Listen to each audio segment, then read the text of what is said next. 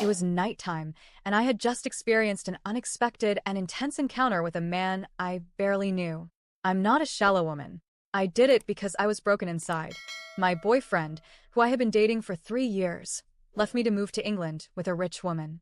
Before leaving, he told me I wasn't kind, considerate, or attractive in front of his friends. I pretended to be strong, but deep down, I was shattered. To forget the pain, I went alone to a bar and drank more than usual. It was in that bar that I met that man, although the next day I could barely remember his face. Suddenly, I heard the sound of running water. He was taking a shower.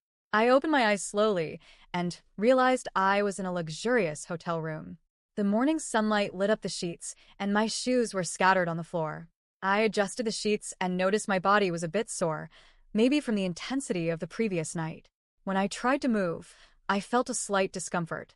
I closed my eyes, and fragments of those moments flooded my mind, bringing intense emotions. I placed my hand on my forehead, trying to piece together the confused memories rushing through my mind. I felt a mix of confusion and regret. That man had gotten so close to me, and although I didn't want to admit it, that moment had been intense. But it wasn't the time to think about that. I had never been in a situation like this with a stranger, and I didn't know how to handle it. I decided to escape before he came out of the bathroom, so I got dressed quickly, grabbed my purse, and quietly headed to the door.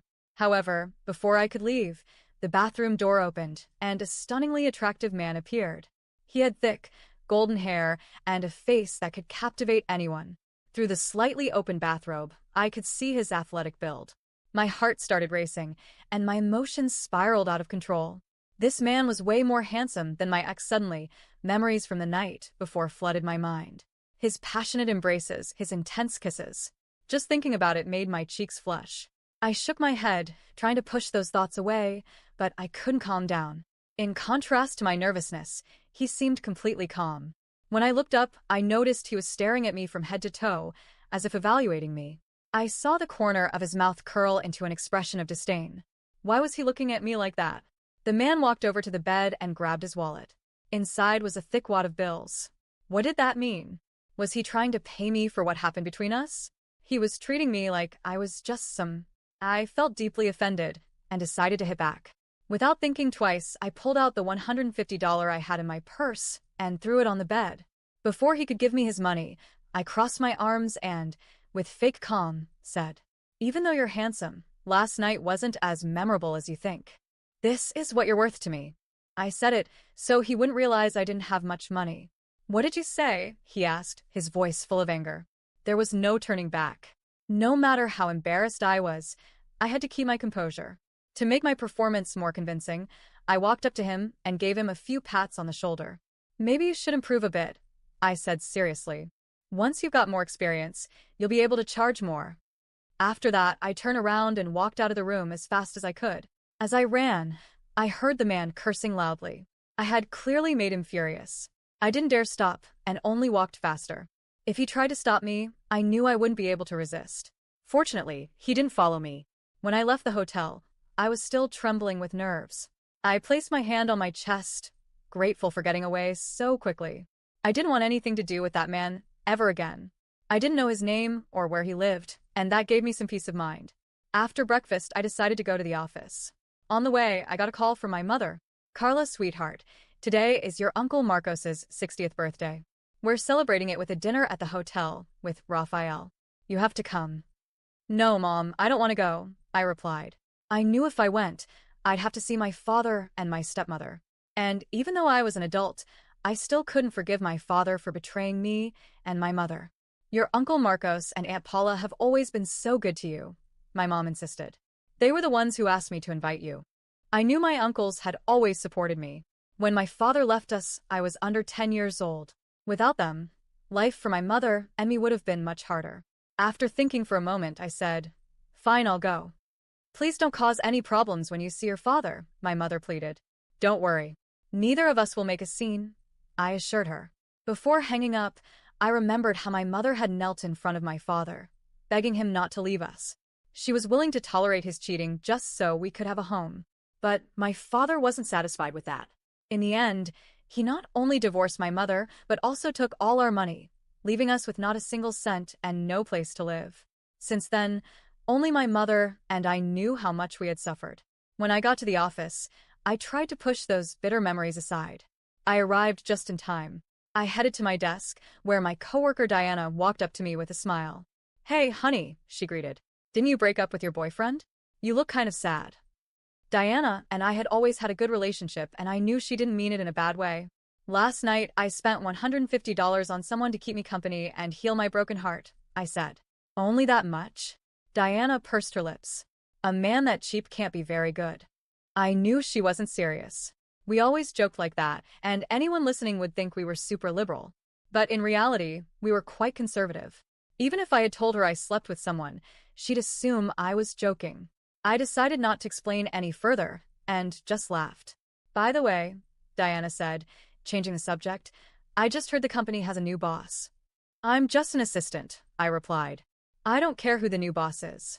But she continued, "I heard he's the heir of the Whitmore Group. His father's a top government official and his mother's the president of the headquarters. And he's young and good-looking. All the women in the company are dying to see if the rumors are true." "Sounds like someone way out of reach," I said calmly.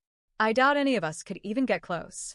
At that moment, my supervisor, Fernando, approached us. "The new boss is taking over," he said seriously. "Everyone above department manager level must attend the introduction meeting in the conference room." I grabbed my notebook and pen and followed him. Diana winked at me, asking me to snap a photo of the new boss. But as soon as I walked into the conference room, I saw it was packed. Since I was just an assistant, I sat in a corner. Honestly, I wasn't interested in the new boss at that moment. I could only think about the man from that morning. I remembered the look on his face when I threw the $150, and I couldn't help but smile. Looking back, maybe I had gone too far. But he looked at me with such disdain. And he took out his wallet like he was going to pay me. I just returned the favor. Suddenly, the sound of applause snapped me out of my thoughts. A handsome man in a black suit entered the conference room, surrounded by people. I stared at his face for several seconds, unable to believe what I was seeing. Why was he here? I rubbed my eyes, thinking something was wrong with my vision. When I opened them again, I realized the new boss was the man I had spent the night with. I had spent $150 on him, and now he was my boss. Oh my God. My heart pounded in my chest, and all I could think was, what am I going to do now? When he walked into the conference room, surrounded by directors and managers, everything inside me froze. For a few seconds, even the air felt heavy. I didn't know his name, didn't know where he lived, and that had given me some sense of relief. But now he was right there, in front of me, my new boss. I tried to make myself as small as possible in the corner of the room, lowering my shoulders and keeping my eyes glued to my notebook, pretending to take notes. But inside, I was spiraling. The memories from the night before hit me harder than I wanted to admit. Not just the kisses and touches, but the exact moment I threw the money on the bed, trying to salvage some dignity after feeling humiliated. And now, how was I supposed to look him in the eye? But the most unexpected thing happened. "Good morning, everyone," he said, his voice firm and confident. It was the same voice that had whispered in my ear just hours ago, but now it carried the weight of a leader, not a one-night stand. "It's an honor to be here. I'm looking forward to working with all of you and taking this company even further." Applause filled the room. I clapped slowly, still in shock. He spoke like nothing had happened. Like I was just another employee. Like we hadn't spent the night together. Like I hadn't thrown $150 in his face. He scanned the room, offering polite nods and smiles to each group of employees watching him with admiration. My heart raced when he looked in my direction. For a brief second, our eyes met. My breath caught. But what I saw in his gaze shocked me even more. Nothing. No trace of anger, mockery, or even recognition. Just a respectful nod. Cold. Professional. I didn't know whether to feel relieved or even more panicked. After the presentation, we all returned to our departments. I tried to walk fast, nearly tripping over my own feet, desperate to avoid him. But as I reached my desk, I heard footsteps approaching. "You're Carla, right?" My whole body went cold. It was him, right behind me. I turned slowly, trying not to show the panic crawling under my skin. "Yes, sir," I replied weakly. "I'm the new CEO, but I guess you already know that," he said with a polite smile, extending his hand like last night never happened. "I'm trying to meet the team. I hope we'll work well together." I shook his hand, my palm nearly sweating through my skin, and nodded slightly. My heart was pounding so hard I could barely hear myself think. He was really pretending nothing had happened. I work in admin as an assistant to management. If you need anything, I'm happy to help. I mumbled, trying to sound normal, though I knew my voice trembled. Great. I'm glad to hear that. He replied in the same polite tone. Good work, Carla. And then he left. That was it. He just walked away. Left me standing in the middle of the hallway, feeling like the floor was about to swallow me whole. I went back to my desk in silence, feeling ridiculous. How could he act like that? Had that night meant nothing at all to him? Had he done this with other women before, spending the night and then pretending they never existed? I felt stupid. Small. Disposable. And worst of all, now he was my direct superior. He ran everything. And me? I was just an assistant, trying to hide my shame. The morning dragged on. I couldn't focus on anything. Every step in the hallway made me flinch, terrified he'd appear again. I tried to distract myself with spreadsheets, emails, documents, but everything looped back to him. I remembered his touch, the way he looked at me when I undressed. And then the disgust. The wallet. The money. Had I been delusional?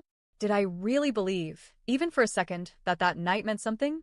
That he had felt a connection? Now I understood. To him, it was nothing. And the way he acted like I was a total stranger made it even worse. At lunch, I sat with Diana, trying to hide the weight crushing my chest. She went on and on about how good-looking and charming the new boss was. Every woman in the company was already fantasizing about him. Did you see the way he walks? The way he talks? My God, Carla, he looks like a movie star. I'd marry him tomorrow, she laughed. Yeah, he's impressive, I muttered, pushing my food around without appetite. I think he looked at you during the meeting, you know, she added. Maybe he liked you. I almost choked. No way, he was just being polite. I lied, forcing a smile. But inside, I was falling apart. I knew this wasn't over. Because even if he pretended like nothing had happened, I was sure of one thing. He wasn't going to let this go. And somehow, someway, he'd make me pay for it. Just not today. He was playing a game I didn't know the rules to. And the worst part? A part of me still trembled just remembering him. The week went on as if nothing had happened. At least on his end. Me? I was living in a constant state of anxiety. I was on edge all the time. Every time I heard firm footsteps in the hallway or the elevator doors opening, my whole body would tense up. It felt like I was walking around with a rope tightening around my neck, waiting for the final pull. And of course, he was everywhere. Showing up in meetings, walking through different departments, talking to managers, smiling politely at everyone. Always calm. Always professional. That's what threw me off the most, his composure. His restraint. I couldn't read him. I didn't know what he was thinking. And that scared me. In my mind, I had already imagined 1,000 different scenarios. In one, he demoted me. In another, he fired me for inappropriate conduct. In the worst of them, he exposed everything to the whole office.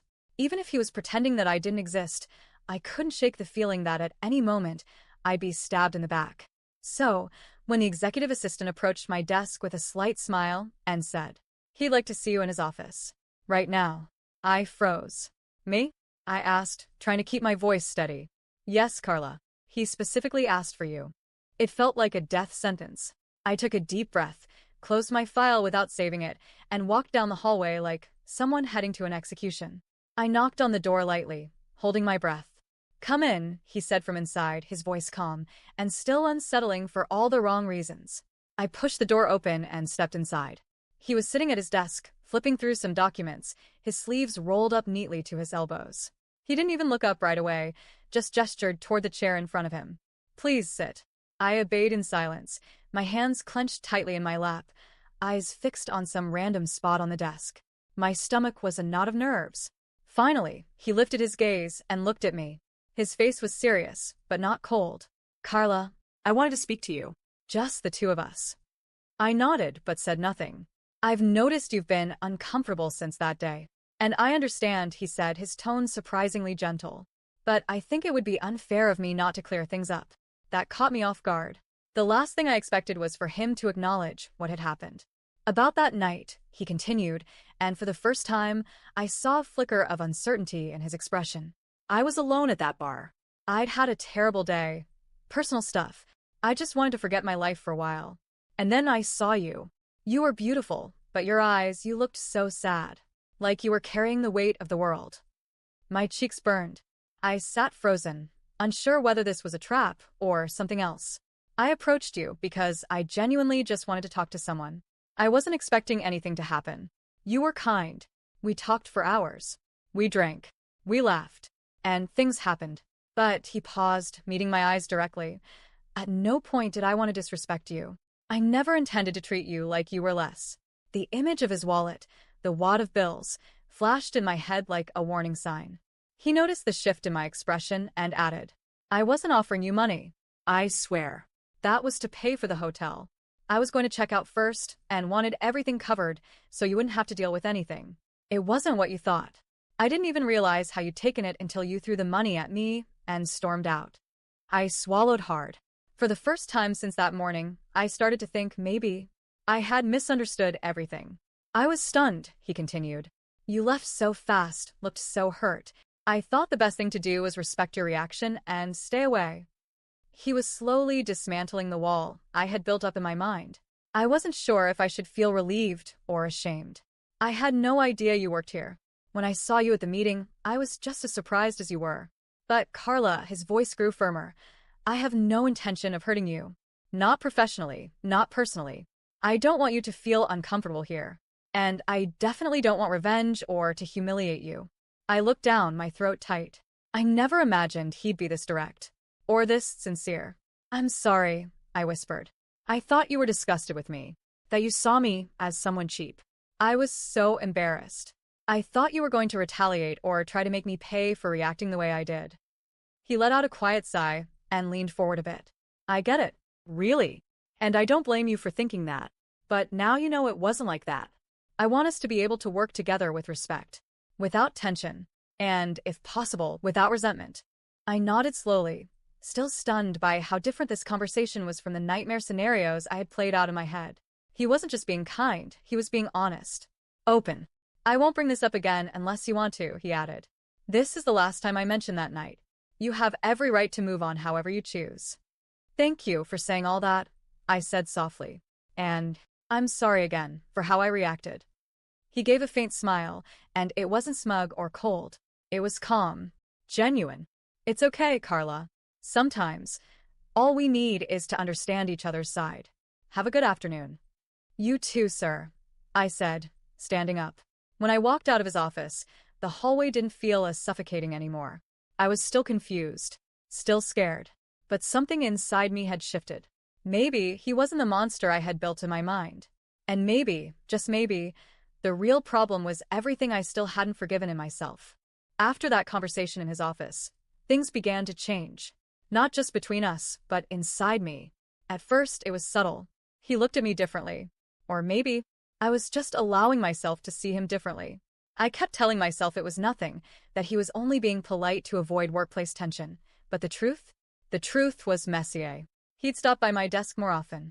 Sometimes under the pretense of checking on reports, other times just to say something random that would make me laugh. I started noticing how easily our conversations flowed. How comfortable I felt near him. And that terrified me. I was starting to look forward to the sound of his footsteps down the hallway. And when he didn't show up, I noticed. And I hated that I noticed. I tried to stay grounded, remind myself of everything that had happened. But it was hard when he kept proving through little things that he wasn't who I thought he was. He wasn't cold. He wasn't calculating. He was attentive. Funny, even. One Thursday afternoon, while I was at the printer, he showed up beside me with a coffee in hand. You get so focused when you're working. Almost makes me afraid to interrupt. I smiled, half embarrassed. It's the only way I survive around here. You do more than survive. You keep this place moving. Your manager can't stop praising you. Have you been asking about me? I teased, raising an eyebrow. He shrugged, a little too casually. I like to know who actually gets things done around here. I laughed. And in that moment, he said it. Are you free tomorrow night? I froze. For a second, I just stared at him. He continued before I could say anything. Nothing fancy. Just dinner. I cook. Wine. Conversation. No pressure. You can even escape out the window if it gets awkward. Do you invite all your assistants to dinner? I asked, half joking, half testing. Only the ones who arch their eyebrows like that, he replied. I laughed. even though my stomach twisted. Against all logic, I said yes. Fine.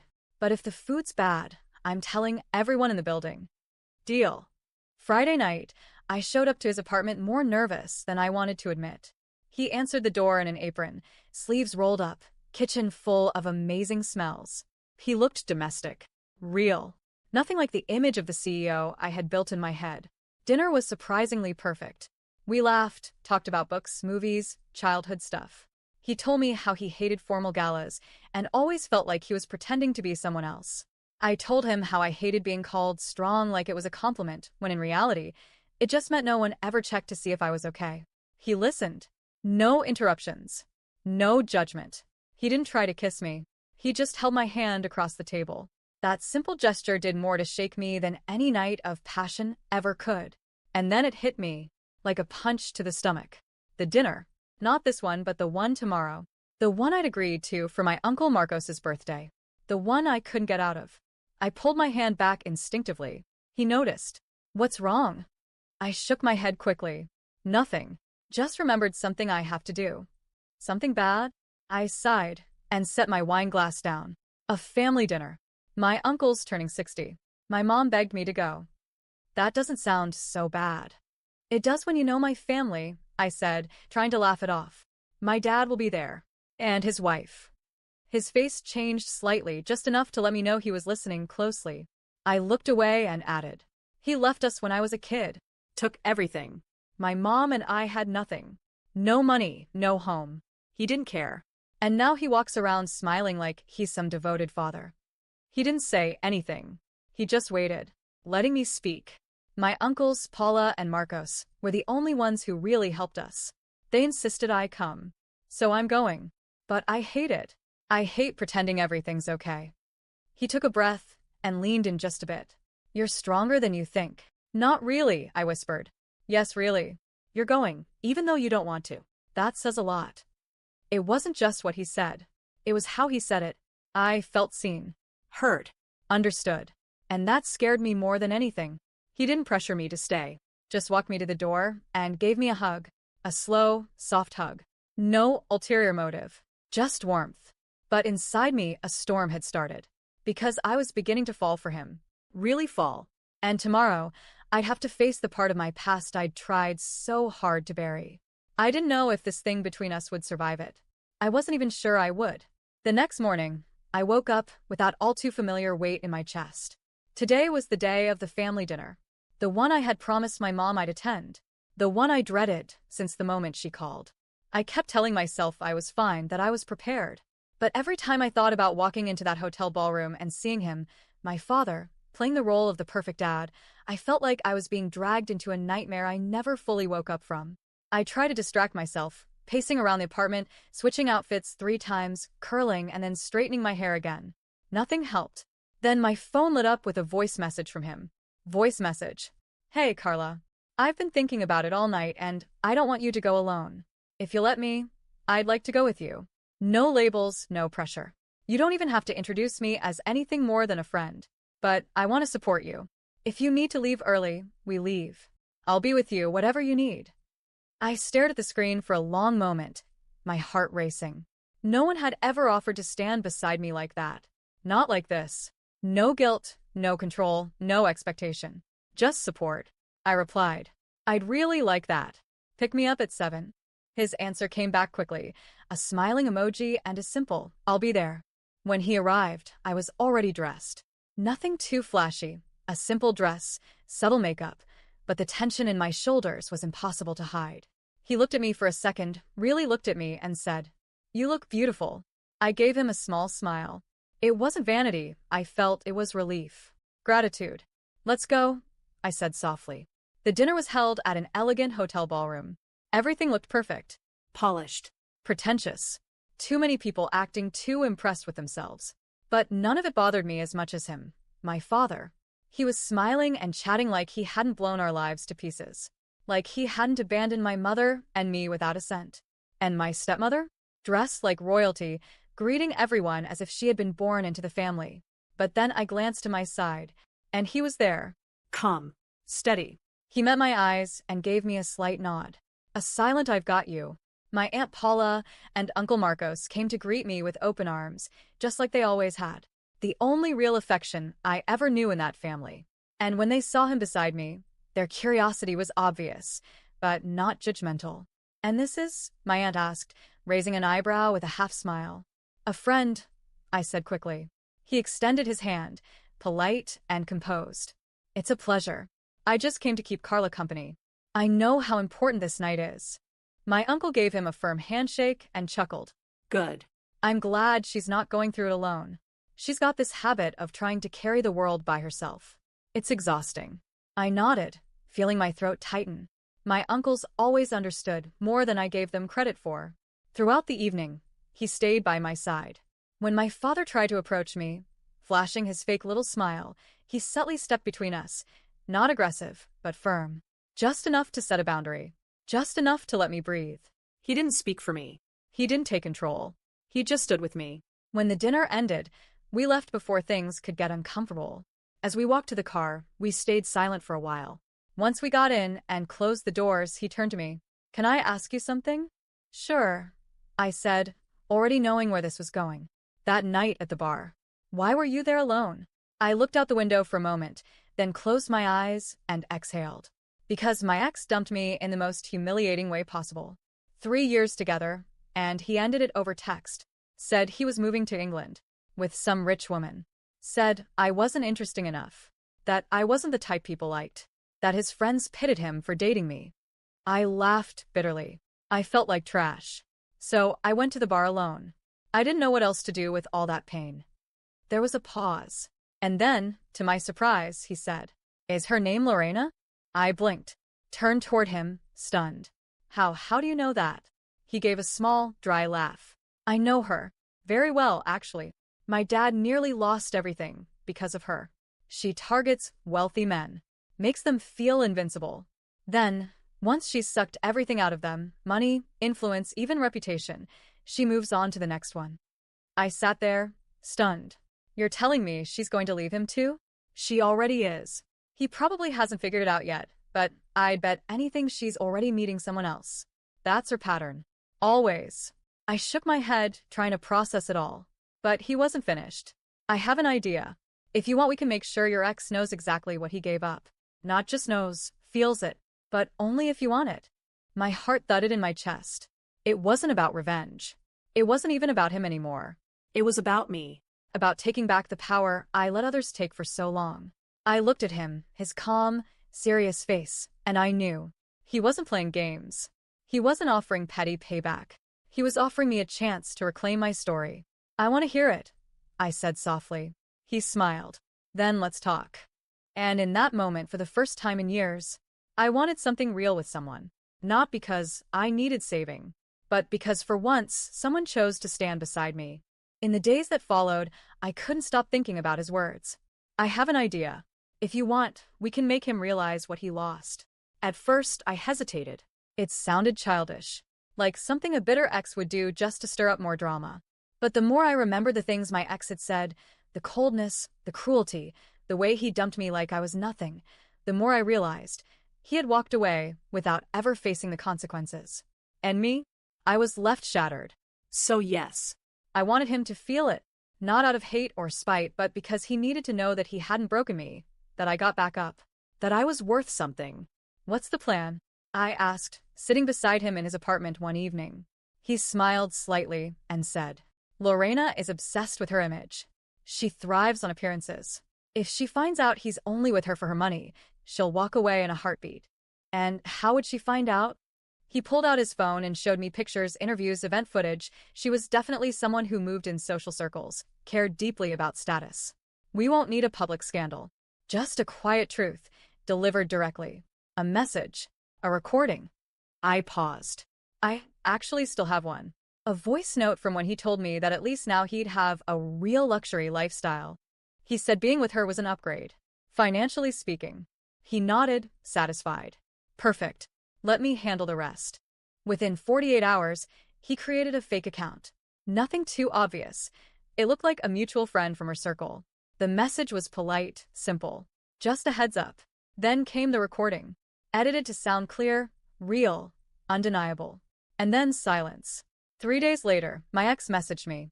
What the hell did you do? Lorena blocked me on everything. She dumped me.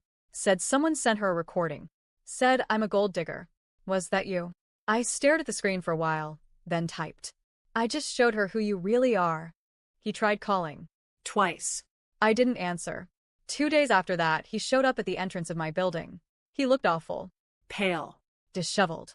Completely stripped of that fake charm he always carried. You ruined my life, he said, his voice trembling. No, I replied calmly. You ruined mine. I just held up a mirror. And I closed the door in his face. What followed was unexpected. Peace. But not just from the revenge. It was more than that.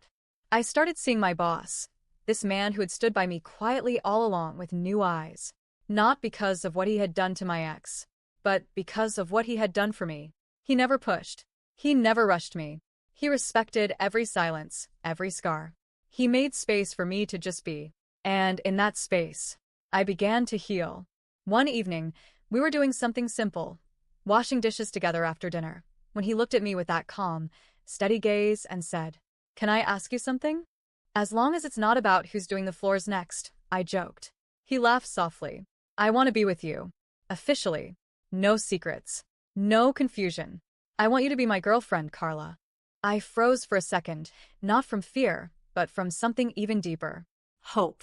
Are you sure? I asked, my voice low. I've been sure since the day you threw $150 at me, he said with a crooked smile. I blushed, laughing and burying my face in my hands. Ugh, don't remind me. He disappeared into his room for a moment, then came back with a small box. I wanted to return something.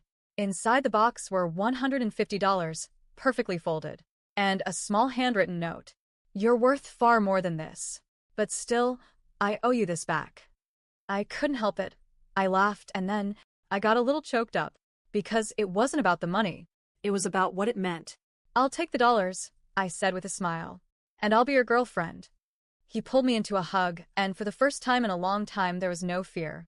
No tension. No pretending. Just peace. Just truth. And I realized that real love doesn't always arrive like a fairy tale. Sometimes it starts in chaos, in confusion. But when it's real, you know. And for the first time in my life, I knew. I never expected to hear about him again. Not after everything that had happened. After Lorena dumped him, I assumed he would vanish from the map, crawl back into his hole, wounded pride and all. But sometimes life, or fate, has a way of serving justice more perfectly than we ever could. I found out through a mutual acquaintance. Someone who still followed both of us online and occasionally sent me gossip. The message was short, but the irony in it made me smirk without meaning to. Did you see your ex? He's stuck in England. No money, no job, no way to come back. Karma, right? I clicked the link out of curiosity. It wasn't a public scandal, not a viral headline, but it was something. A post in a group for Latin American expats in London. A man, abandoned by his partner, stranded abroad without resources, sleeping on a friend's couch, asking for help to return home. No valid visa. No work. No safety net. It was him. The same man who told me I wasn't enough. The one who left me for a wealthier woman. The one who looked me in the eye and said he was moving on to a real life. Now he was alone. Broke. Stuck. Powerless. Did I feel pity? No. Anger? Not even. What I felt was something far stronger. Indifference. And that's when I knew the revenge was complete. Because the best revenge isn't loud. It isn't dramatic. It's quiet. It's in the silence of knowing you've built a life so good that their fall doesn't affect you anymore. My life had changed. Completely. Him. The man from the bar, the one I once thought would be a mistake I'd never shake, was now the best thing that ever happened to me. And not just because he was kind or gentle, but because he saw me. We'd been together for 3 months. 3 honest, steady, joyful months. Not a fairy tale, but something real. He knew everything, my past, my pain, the damage my father caused. And never once did he make me feel small because of it. He never tried to fix me. He just stood beside me. Patient. Steady. Present. And that's what healed me. We had our own rhythm now. Lazy Sunday mornings. Dinners cooked together. Small trips, quiet laughter, inside jokes. He'd hold my hand without needing to say anything. And for the first time in my life, I felt safe. Not because I had to be strong, but because someone finally made room for my softness. Sometimes I'd watch him from across the room and think about how it all started. That night in the bar. The worst night of my life, and somehow, the one that changed everything. I was broken, lost, humiliated. And now, I was whole. My relationship with my uncles grew stronger too. After the birthday dinner, they reached out more, invited me to lunch, and even included him without hesitation. He's calm, my Aunt Paula said, smiling, but you can tell he looks at you with respect. That's what matters, my Uncle Marcos added. After all you've been through, you deserve someone who doesn't make you carry the world alone. My mom, she cried when I told her we were officially together. I just wanted you to be with someone who sees your worth, she said, holding my hands. Someone who makes you feel safe. We were closer now. She and I. We could talk about the past without pain. We even laughed about some of it. We were healing, both of us, in our own ways. And my father? He kept pretending. He sent texts now and then, things like, I don't want us to be distant, or I'll always be your father. But I didn't reply. Not out of spite, but because I didn't need to. I didn't need his approval. I didn't need closure. I had moved on.